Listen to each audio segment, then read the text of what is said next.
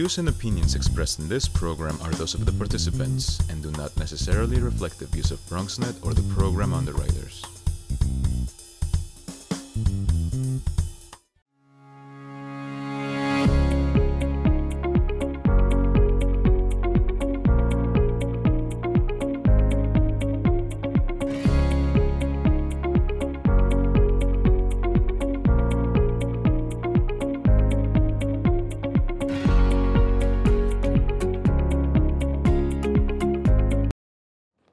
Thank you so much, Joe, for that really generous introduction.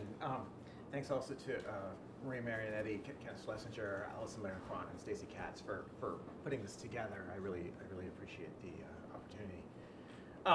I anticipated that most of the audience would be my students, and so I'm going to try to address this to y'all mainly, but I hope everyone can follow along. My talk's going to consist of roughly 6 parts: one story, one question, 2 reasons to maybe care about the question, 1 city, which as we know is Nanjing. I'm afraid we've given away the game there. 4 answers to the question, and then I'm going to conclude by explaining the title by special request. The story begins with against the background of what was happening in 19th century China, and as I warned my class, I was going to rely on you to fill in some of the gaps here. So the general issue is that in the 18th century, China was economically and militarily, Qing China, which was the dynasty, was economically and militarily one of the most powerful places in the world. In the 19th century, things began to fall apart with the result that there were rebellions and a lot of social unrest, and that's the background for my study of Nanjing. So I want to ask my students to help us out with why things began to fall apart. I give 4 reasons. Do you remember what they are? We went over this 2 days ago. Is it the taxes? Yes. Sex, foreigners? Sex, taxes, foreigners, and drugs. Yes. Sex, taxes, foreigners, and drugs, all the things your mother used to warn you about. Without going into graphic details, what's up with the sex? Go ahead, Oli. Population growth, right. So there's extreme population growth, and what's peculiar about the population growth? Go ahead, Alicia. There's no one dying. That's one reason there's population growth. But what about the babies being born? Go ahead. They were all single men. They were not all single men, but there were more. First of all, no one's born a man, Ibrahim. Do we need to back up here? They're not all men, but the number of babies who survive to adulthood, men outnumber women slightly. But with growing population in the hundreds of millions, that slight difference means lots and lots of men. Many more men than women. And what do we know about those men? They're poor, right? Because wealthy men can marry more than one wife. So what you have in the early 19th century is a large population of single men who cannot get married and cannot have families, and therefore who cannot partake of Confucian civilization, cannot honor their parents, cannot be taken care of in the way that Qing China anticipated that people would be taken care of. The drugs and foreigners go hand in hand. Can somebody help me out with that? Go ahead, Ellen. About the opium. And what happened with the opium? So the opium was like the illegal drug, and Yeah. Qing China was trying to, didn't want it. Yeah, But the British, the ones who like were the distributors, exactly. they were pushing it forward and forward, and it ended up in the opium war, Yeah, which China lost. yes. And it ended with the Treaty of Nanjing, which brings us back around to where we are. Good. So we've got this social situation where taxes are very high. I won't go into details about that. Where we've got a large unruly population of single men who can't get married. And where we've got a lot of social dislocation and social unrest, particularly around the issue of opium, but also around the British kind of moving in and disrupting existing trade relationships. That's the background in which we get a man named Hong Xiuquan. Hong is a guy you might be able to identify with, at least at the beginning. He kept trying to take a test and kept flunking the test. the test he's taking is the test to become an official in China. And he takes it once and flunks, and takes it twice and flunks, and takes it 3 times and flunks. And finally, he goes a little nuts, perhaps. At least he begins to see some visions. And the vision he sees is of an old dude with a white beard handing him a sword and saying, "Son, take this sword and slay demons." Now, this kind of vision has a history in China. It's typically associated with Taoism. For complicated reasons, Taoism is opposed to demons. I guess most of us are opposed to demons, but Taoism is particularly interested in demons because demons can make you sick, and Taoism is particularly interested in health, medicine, longevity. So there's a whole series of historic Taoist visions where somebody hands you a sword and says, "Slay demons." But Hong Xiuquan was operating after the Opium War when there are British running around, and there are also Chinese converts to Christianity who've been talking to British and American missionaries. And so Hong gets handed a 1-page description of what it's like to be a Christian. And he reads, well, there's this God, he's got a son, and he thinks about his vision, and he says to himself, well, the dude with the white beard, that must have been God. He called me son, so I must be his son. Jesus is also his son. Jesus is older than me, so I must be Jesus' younger brother. And that's weird enough, but what's even stranger is that all sorts of people followed him. And it resulted in a massive, massive rebellion. Can we go to the next slide? So Hong started off down here. The British were most active in Guangzhou here. He begins here, and he leads his rebellion northward. And he seizes the city of Nanjing and makes it his capital. The rebellion breaks out in 1850. Mr. Hong lasts from 1850 to 1853 to 1864 in Nanjing. Now, can we go to the next slide? Now, the best I can do to explain that piece of the story, why people would follow such a strange vision, has to do with the general disruptions in society. People felt that the world was out of equilibrium, that everything was a mess, that there was war going on, that there were taxes, that there was poverty, that the Confucian system wasn't working in the way it was supposed to work. And so there might be an appeal to what Hong called his Taiping Tianguo. Taiping means great peace. Tianguo means heavenly kingdom. So he's offering a heavenly kingdom of great peace. And that's what I think was appealing about his vision, or one of the pieces that's appealing about his vision, the sense of returning to some new, better world. And people were willing to turn to a better world because things were so messed up. Next slide. So that's, to me, a utopian vision, a sense of a new world, a replacement for what's there now, something that will restore balance. And in the book, I tell the story of not just Hong Xiuquan, but several groups who offer visions of a better world. One is Hong himself. One is Zheng Guofan, who is the general, who he and his troops, he commands a Hunan army. He crushes Hong in 1864, and he again rebuilds Nanjing in a different image. And finally, there were literati, people who had, unlike Hong, had in fact passed their examinations, and therefore knew about Confucius and felt that Confucius was a good model for how to act, and they were living in Nanjing. Each of these groups were trying to shape the city of Nanjing to reflect their visions, their hopes for a better future, their hopes for returning to an equilibrium, their utopias, their ideal worlds. And so my book is the story of how different groups use Nanjing to display and enact their utopian visions. Now, something we've been working on with history students is that telling a story isn't enough. That it's good to tell a story, but what historians do is not just tell stories, but also ask and answer questions about those stories. What is the stories telling us? What are the implications? And so, in addition to a story, I have a question. And there's a story to how I came about this question, so I'm going to tell it. And it goes back to my life at Swarthmore College. We've already given away the game in terms of how old I am. I graduated in '92, which means I was still a youngin' in 1989. And I was in the cafeteria at Swarthmore, which I don't recommend, food-wise. And I was trying to make myself a sandwich, because you do not want to eat the prepared food. I cannot, like, if you learn nothing else, don't eat at Swarthmore. I'm making myself a sandwich, and I was taking German at the time. And I see my friend Justin, who's German, and I'm like, Justin, this is Zusammenessen, which means, do you want to eat together? And Justin's like, I can't. Die Mauer geht runter, which means the wall is falling down. And I'm like looking at the walls of the cafeteria, and it's sort of plausible to me that the walls are falling down. And I'm like, die Mauern? The walls? And he's like, nein, nicht die Mauern, die Mauer. The Berlin Wall is falling down. And he needs to get out so he can watch it on television. Now, this is just one of the things that happened in 1989. There was stuff that happened in China, Tiananmen Square. All sorts of things were happening. But it's a good example of how the entire world changed very quickly, unanticipated by anyone.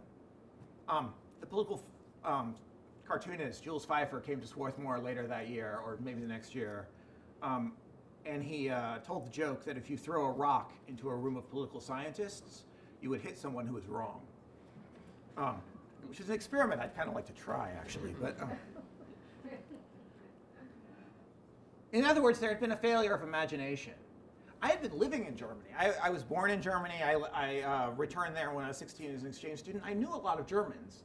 And reunification was the last thing on my mind. I had clearly not seen something. I felt like I couldn't see what other people think was possible, which limited my own sense of the possible. So my question then, which I then applied to this story, is how do people express their visions of the world? How do people say what they think they're going to do, what they think might happen? And by my ability to recognize what other people think might happen, my own imagination expands. My own sense of what's possible becomes greater. So my question then is, by what means did people use Nanjing to show their utopian ideas? What were the strategies of utopia? How did they display and enact their visions of the world? How did they think they were going to correct society? Part 3 is 2 reasons to care about this question. I think I've sort of hinted at it already. If you can see the variety of ways in which people express themselves, not just in arguments, but in things like statues or buildings, then you can recognize possible futures. You can expand your own imagination. I think it's also possible that this might give you your own ideas about how to express yourself. That by interpreting what other people do in terms of communicating or expressing or enacting or depicting their worlds, you expand your ideas about how you might get your own view across, what might constitute political activism. So that's where I think my work is important. This brings us to Nanjing, and to the question of why Nanjing, why not somewhere else? Unique, you want to go to the next slide? So this is a little hard to see, but this is the Yangtze River that comes along like this. Shanghai is here. And one of the reasons that Shanghai is now one of the largest and most busy commercial ports in the world is that the Yangtze region is very rich, and Shanghai is sort of the gateway by which the commerce of the Yangtze region enters the world economy. Nanjing is here. It's located sort of at the very northern point of the Yangtze River. This is a very wealthy area because of rice. Now I'm going to turn to my own students again. What's the deal with rice in this area? Do you remember the rice problem? I did not warn you about this, but I think you remember how rice works. The wet rice versus the dry rice, exactly. So previously, in earlier iterations of Chinese civilization, the center of the economy had been in the north. So the terracotta warriors and things like that are up on the North China Plain. But beginning around the 9th, 10th century or so, the center of the economy shifted south because of wet rice cultivation. And what's the deal with wet rice? What can you do that you can't do with dry rice?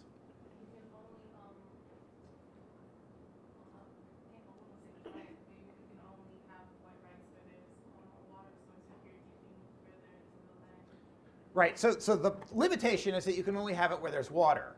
But what's the advantage of that? You can grow more rice with wet rice versus dry.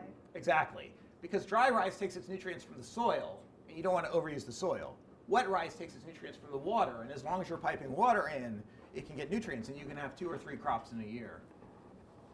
So this is an economic center of China, and Nanjing is one of the, prior to the growth of Shanghai, one of the largest and most important cities on it. It's also a strategic center. Can we get the next slide? This is a later map of Nanjing. It's a little hard to see. But in addition to be located near the on the Yangtze River, which is up here, there's a what's called a banner garrison. There's a Qing army located in Nanjing, and that section of the city was walled off, and this is where the imperial troops resided.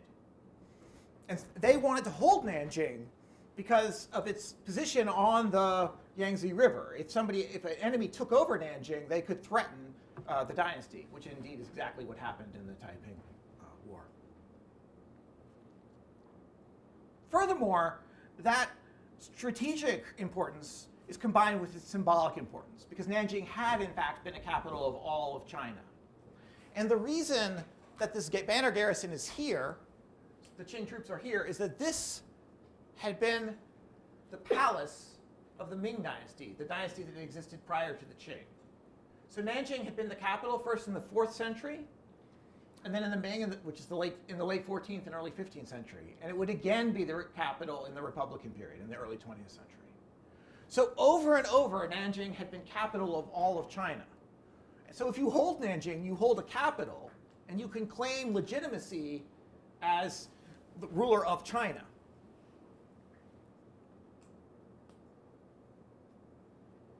Furthermore, there are mountains in this area and all sort of surrounding Nanjing, which is one of the things that makes it easy to defend.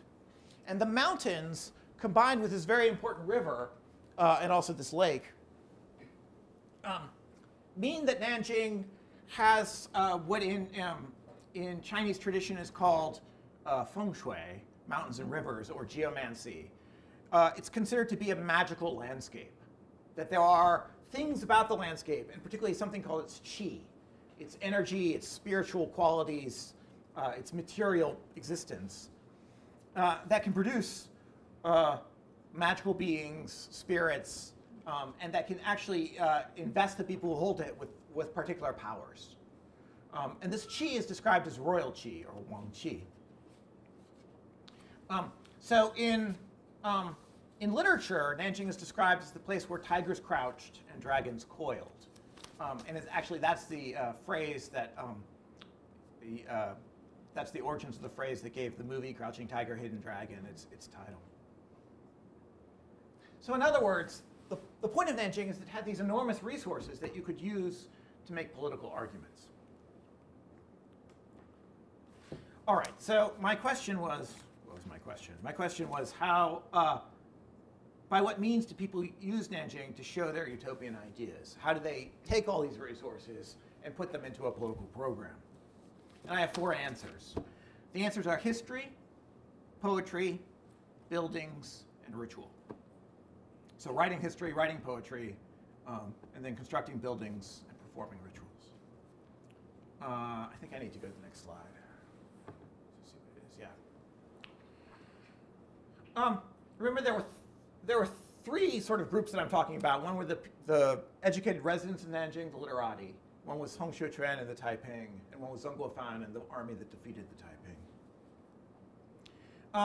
The literati who lived in Nanjing were extremely aware of its history, and they cultivated it and made it known by writing about the city. They issued collections of history and poetry about the city, which emphasized its peculiar qualities.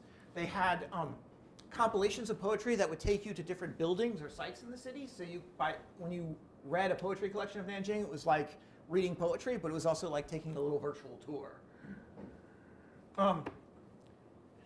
And they emphasized especially the idea that it had been a Ming capital. And therefore, they put themselves in the center of the empire. Like, the more you emphasize that Nanjing was a capital, the more you're saying that you are important to the empire as a whole. There's a kind of an indication here. This is obviously Chinese. But so this is a map, supposedly, of what was happening in 1824 in Nanjing. But it's, like many maps, it sort of conceals as much as it reveals. So this walled off part of the city is indeed the banner garrison. So it's where the Qing army was stationed. But the main feature on this map is not the Qing army, but the Ming Palace, which was a ruin, but it doesn't look like a ruin on this map. And then down here are several fields and altars that would have been used by the early Ming emperors in conducting imperial sacrifices. It's just off this map, but the tombs of the early Ming emperors were out on the outskirts of the city, and those are also depicted on here, although they got cut off. And also, this is more obscure, but the names of some of the temples and the gates, they're using the names as they were used in the Ming rather than in the later period. So the people who live in Nanjing continually refer to their city as, in effect, a capital, the capital, even though the actual emperor of the Qing is in Beijing, not Nanjing. When the Taiping attacked Nanjing, they also published poetry about the city. They also published compilations emphasizing its royal qi and its history as a capital and everything else to justify their sense of being a heavenly kingdom, to legitimate the idea that they're not just this ragtag band of rebels, but in fact a new state. When the Taiping attack, the literati who had been living in the city go to enormous efforts to preserve the scholarly heritage. They had these massive libraries that were all burned in the war. And they tried to smuggle books out and keep them and hand copy them. And my book goes into a little bit of detail about how they got certain scholarly editions out of the city, how they held on to them, copied them. And then when the war ended and the literati came back, a lot of the efforts they went to after the war were in republishing this heritage and this tradition.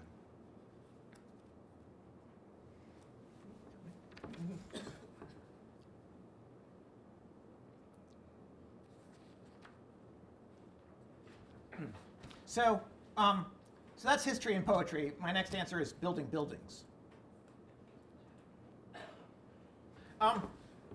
In addition to depicting these buildings, there are particular sites, particularly the Confucian School and Confucian Temple here.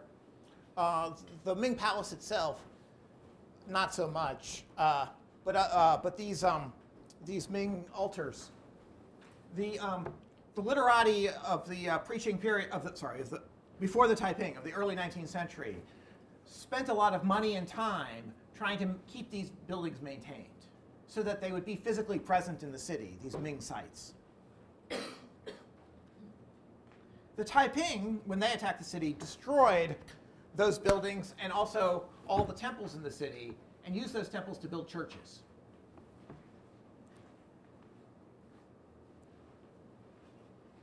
And then when Zheng Guofan defeated the Taiping, his focus was on the examination compound where you conduct civil service examinations, on the Confucian Temple again, and on building shrines to the dead. My book goes into a little incident. The emperor in Beijing wanted Zheng Guofan to concentrate on rebuilding the Ming tombs up here.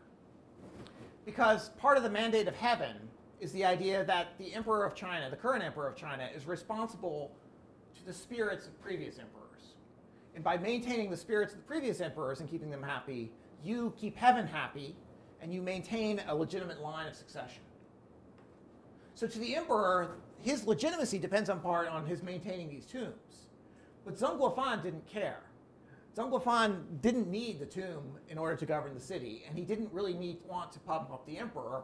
He wanted to display his own power and the power of his army and the people who had helped his army.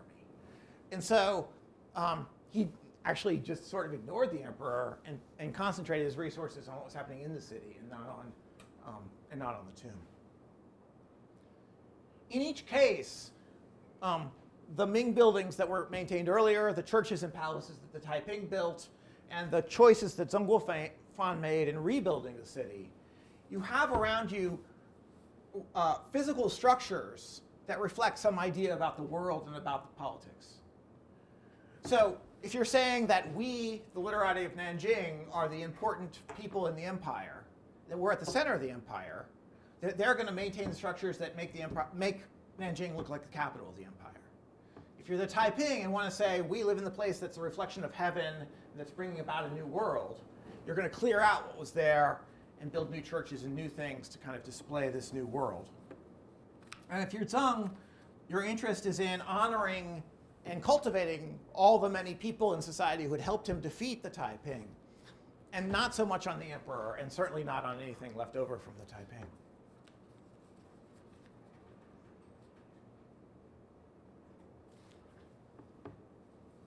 So having created those spaces, you can then do things in them. And ritual involves doing things in meaningful spaces. So in the Confucian temple here, literati would conduct rituals to Confucius.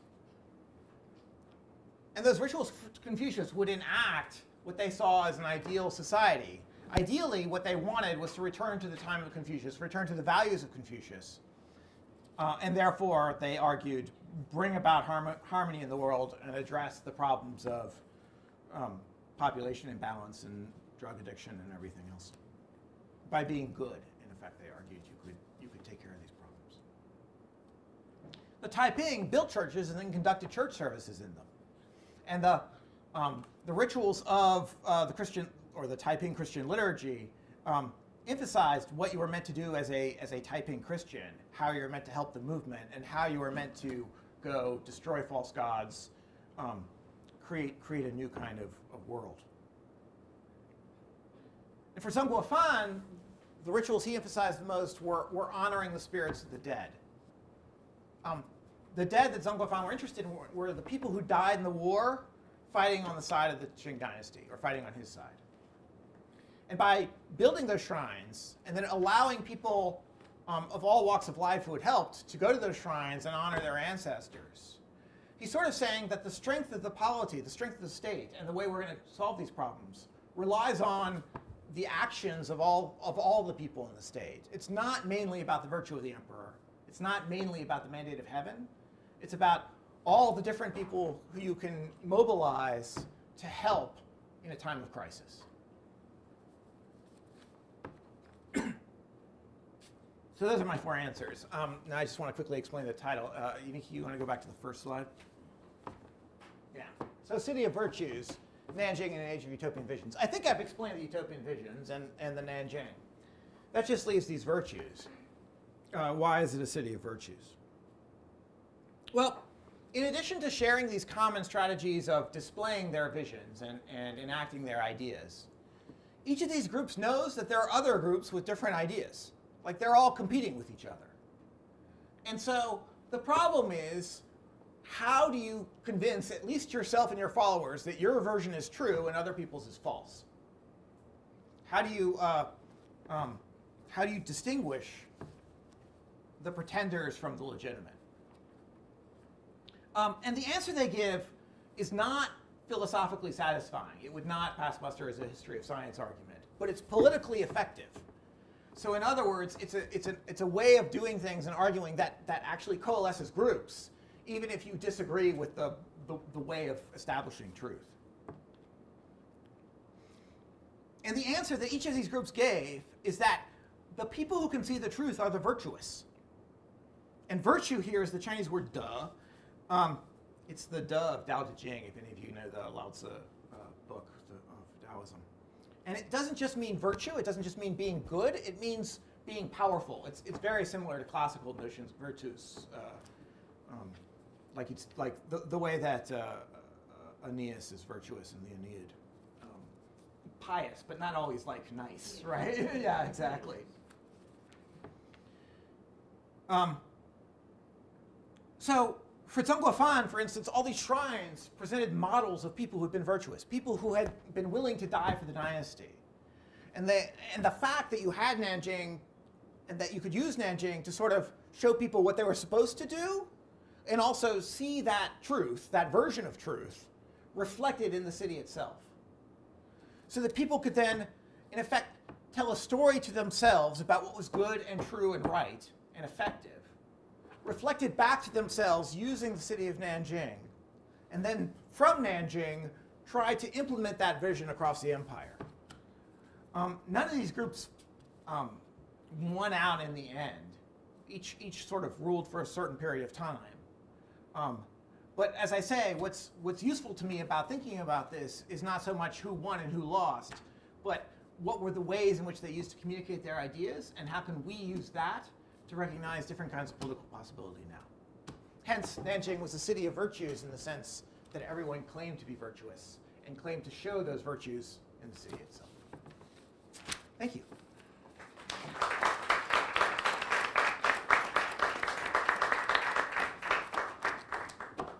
So we have time for some questions, and I'm just going to pass the microphone around so that we can record your question as well. So if you have a question, please raise your hand and I'll bring the microphone to you.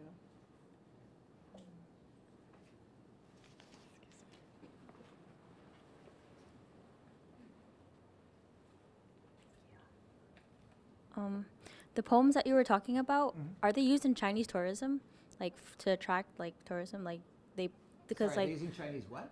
Chinese tourism, like because the poems you said they were like maps. Yes. So I was thinking like maybe it could be used to attract like tourists. Yes, absolutely. Okay. I mean, that's not the only reason they exist, but some collections are designed so that if you go to Nanjing, you'll know what to see. Kind of like in a Michelin guide, the 2 stars versus the 3 stars. I don't know, you probably haven't seen a Michelin guide, but in a tour book, like a tour guide to a city, sometimes they'll have like rankings of like, these are the things you really have to see, and these are the secondary things. So there's some of that. And certainly a lot of people come to Nanjing, not just as tourists, but the examination compound for Nanjing isn't just for people who live in the city, it's for essentially the entire 2 provinces. So it'd be like if there was one place to take a test for Germany and Austria, and everyone in Germany and Austria who wanted to pass this test had to come to Berlin. So a lot of people are traveling to the city for that, or for buying books, or for other purposes. So they're not exactly tourists, but they want to see the city. But a lot of them are also just are more for reading pleasure than for you wouldn't necessarily you wouldn't be carrying them around as a guide. It's more like you would read them and enjoy them and think, oh, I want to see that when I go, or I do see that all the time because I live here. Have you ever used them yourself, the poems, to go around the? Yeah. I tried to track down where the different locations were. It's a little tricky. A lot has happened in Nanjing since this period. There's the Republican Revolution. It was made into a new capital. There was World War II and the rape of Nanjing. I think I've talked about that.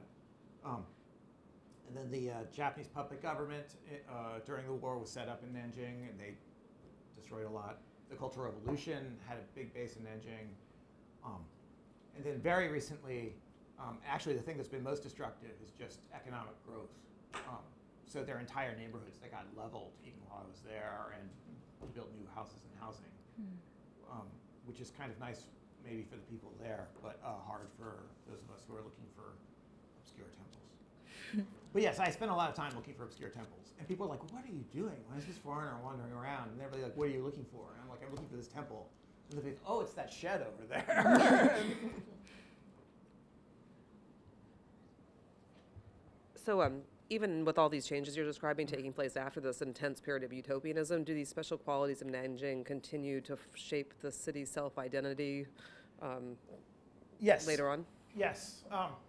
Not in this combination. So in the book, I try to talk about how each like there's still histories and poetry written about Nanjing. There's still people building buildings to try to be meaningful. I mean, the clearing out of the old and building new buildings is itself a kind of vision of the future, right? Of what's new, what's modern, what's going to make China powerful.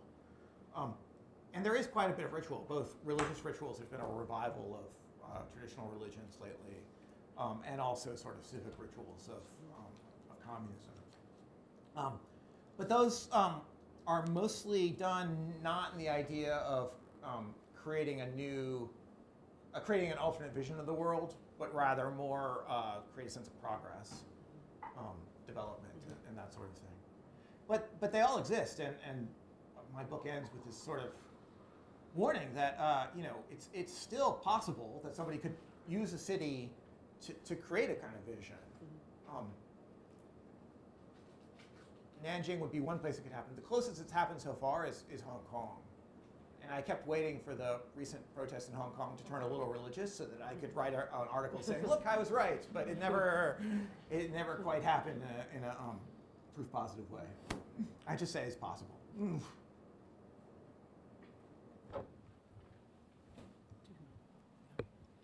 You explained the title of the book, but I'm wondering if you could deconstruct a little more the actual picture on the front. You obviously picked it for a reason. Yes. It looks to me like a lot of the buildings are actually sentry towers that are on top of the entry gates on the wall guarding the city. Yes. So what does this tell you about the content of your book, the picture itself? Okay, so this picture is a, well, so the color has been added by the publisher. It was a woodblock print originally, and then it was made into a painting that's in the National Palace Museum in Taipei that I couldn't get permission to use. So I got permission to use the woodblock print, and the publisher dolled it up. It is meant to be a depiction of Zhongguofan's army storming the city. And it is also fictional. When Zhongguofan's army stormed the city, what they did was loot the whole place. They burned it all down and looted, and none of those towers would have been intact. They dug mines under the wall and blew up huge sections of the tower. So this is have gunpowder after all. very much so, yes, for quite some time, and quite sophisticated mining techniques. So what this is I think it was done about 12 years after the war, and it's to show the strength and the virtue of the Qing army. To show, contrary to the actual fact, which is that they looted and raped and burned, pillaged and killed, is to show them storming and retaking this majestic city that had not really been, in this depiction, not been tainted by the Taiping. It had not lost its Qing-like quality, even though the Taiping had destroyed all this stuff. And also to say that the army moved in a very military and glorious fashion and not as a bunch of looters. Like this? Yeah. So this is a wonderful story. Is this taught at all in the schools? I mean, we have a I course teach on it, right? I teach No, it. no, no. In Not China. this school. Oh, in China. Oh, yeah. China. No, people in Nanjing care about that. I mean, this is like it's like the Civil War in the United States. Oh. I mean, it's. I don't think I talked about casualties, but tens of millions of people died in this war.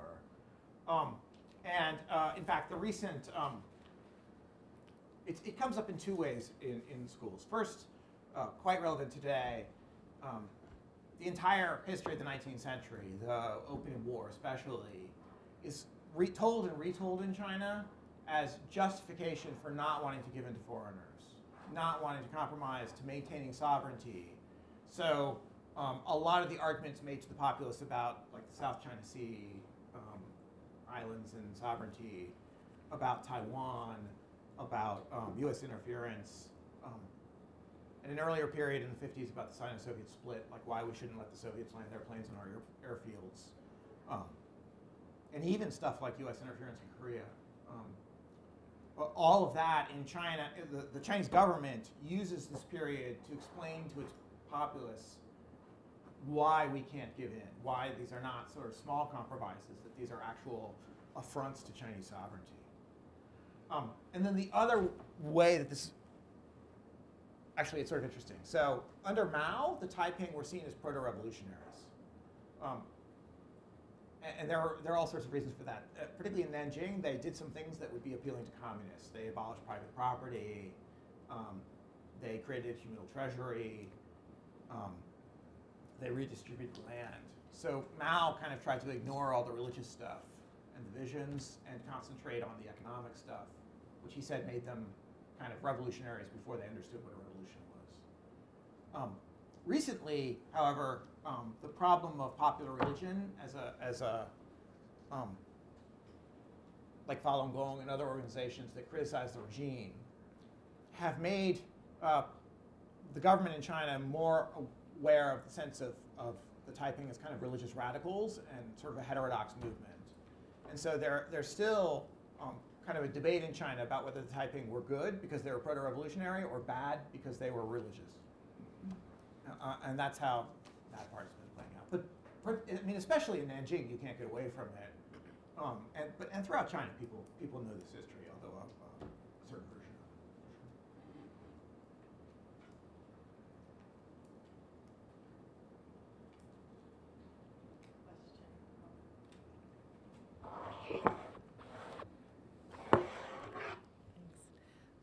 I'm curious about your research process and the process that you went through to create your book. bumbling. A little bit like Charlie Brown. The research process, gosh. So I got the Fulbright that Joe mentioned. And my idea was that Nanjing had been destroyed in this big rebellion and that the Qing state had rebuilt it. And so I was going to go to the archives in Beijing, which are in the Forbidden City. They're essentially letters that people sent to the emperor. They're called memorials. And I was going to read those, and I was going to find out how the city was rebuilt, and I was going to talk about that. And along the way, I was going to talk about why ritual is important to that.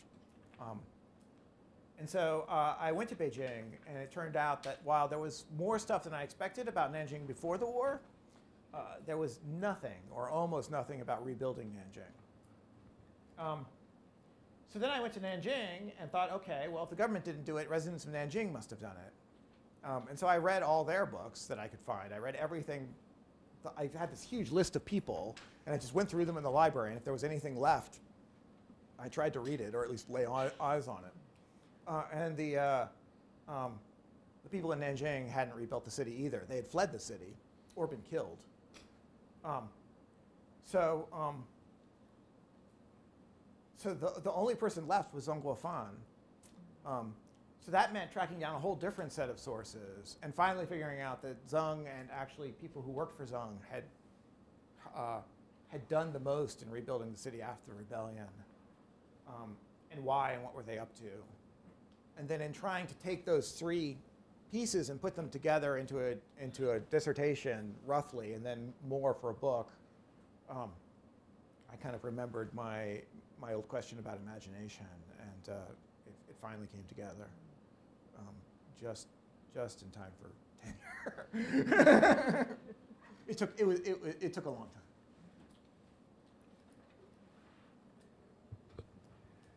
You talked about growing up in Germany, speaking German. I'm just curious, what was your journey to becoming a Chinese historian? It had to do with the Taiping. So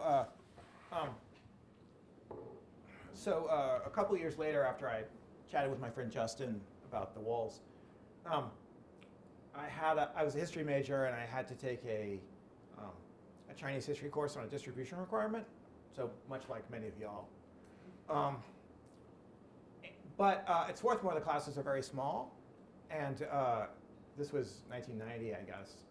And everyone else in the class had been in either China or Taiwan during the Tiananmen Square incident.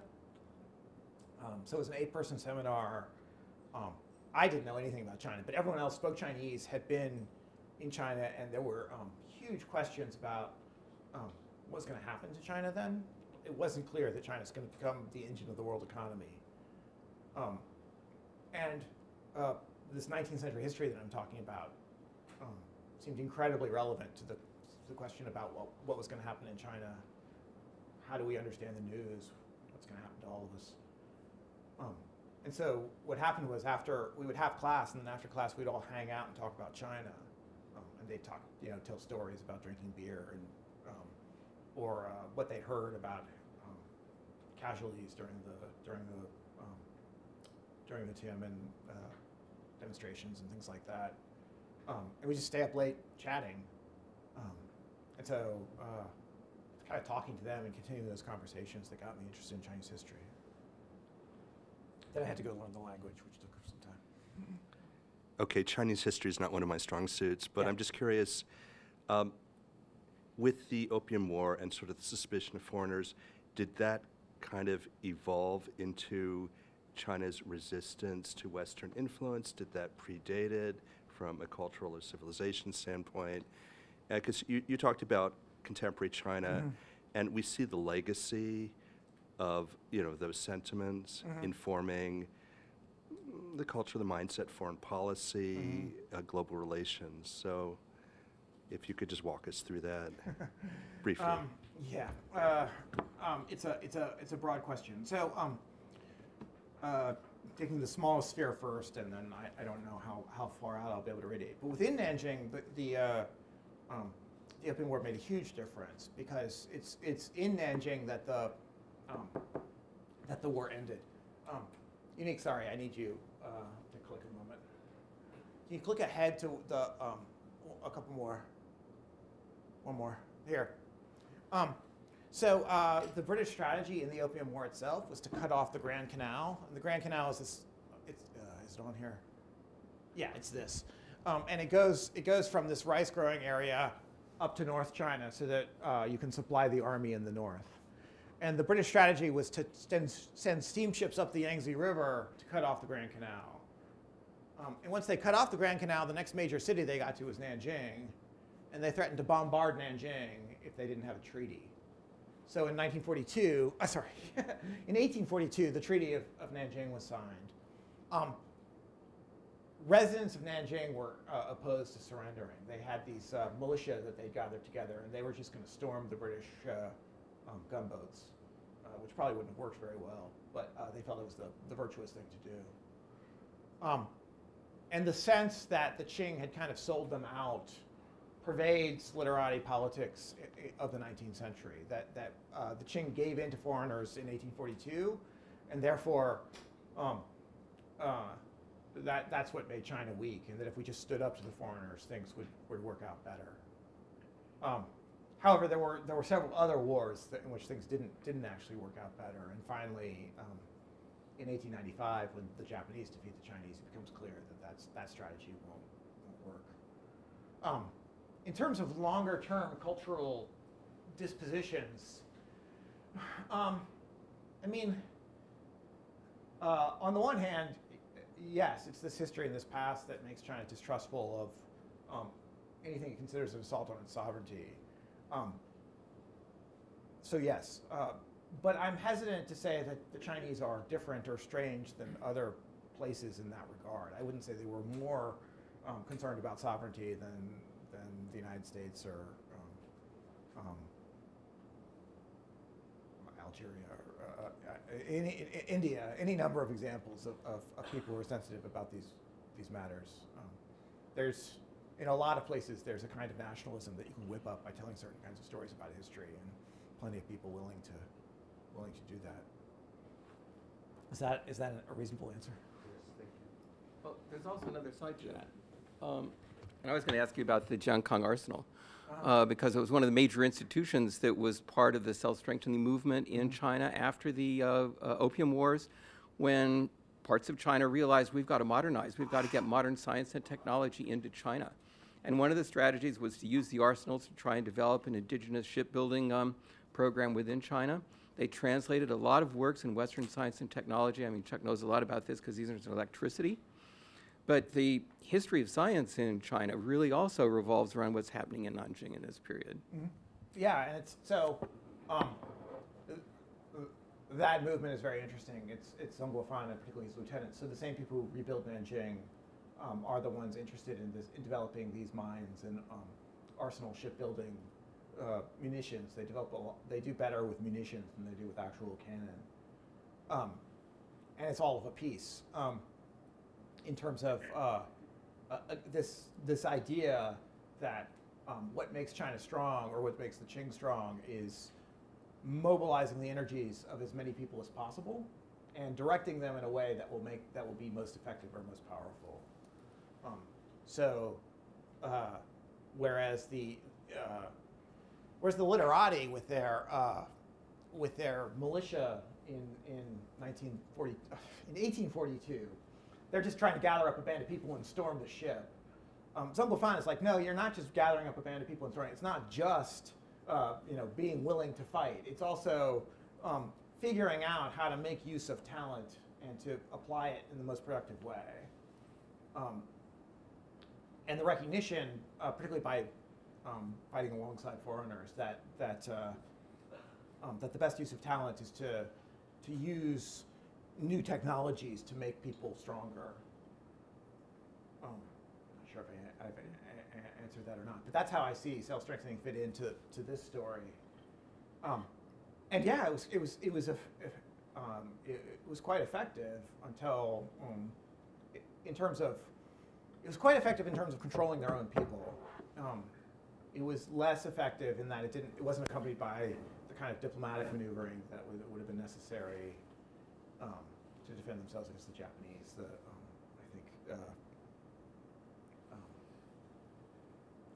I think China got a little bit taken by surprise by Japan in 1895, by how fast Japan had developed. I keep noticing on your map Yeah. that Nanjing is pronounced or written as Nanking. Yeah. So is that how it was once known as Nanking, or is it? Okay. So there are two pieces to this question. One is the name itself in Chinese characters, which you know a little bit about because I've talked to you about it in a Japanese context. And then there's how you render the Chinese characters in English or in Western languages. So you remember in the Tokugawa, the capital of the Tokugawa was Edo because the shogun lived there. And Kyoto was where the emperor lived because the Kyo is where an emperor is. And then when the emperor moved to Tokyo, the emperor moved to what was then Edo, they had to change the name because you need Kyo in the word to show that an emperor is there. So it's Tokyo. That Kyo, which is where an emperor is, in Chinese is pronounced, in Mandarin Chinese is pronounced Jing. It's the same character. So Beijing is the same Jing as the Kyo in Tokyo. Okay. And so Beijing means northern capital. Nanjing means southern capital. So that's the character. I wrote it once, but so why is it K-I-N-G? So there were for a long time a whole bunch of different systems for taking Chinese characters and the pronunciation of Chinese characters and expressing them in a way that Westerners could try to pronounce them. And one convention, which wasn't a very good convention, was to say that K was pronounced J in Mandarin. I think it also had to do with that. I think it's a dialect problem as well. I think it was rendering. It's a long story, but anyway. You've seen Peking for Beijing. Yeah. It's the same King-Jing thing. Exactly. And this was the system used by the post office. Why the post office adopted this system, I don't know. Nobody else uses it. But because it was adopted by the post office, for years, if you wanted to write a letter, this is how you did it, and then that's how the press did it. And it just stuck, even though people started using new romanization systems. So the current standard of doing it would be with a J. Okay. An older standard is with a K. But it's all the same character. So on new maps, it would be written as Jing? Yes. Instead of, okay. Oh, sorry. I mean, in China, it's always written like this. Yeah. But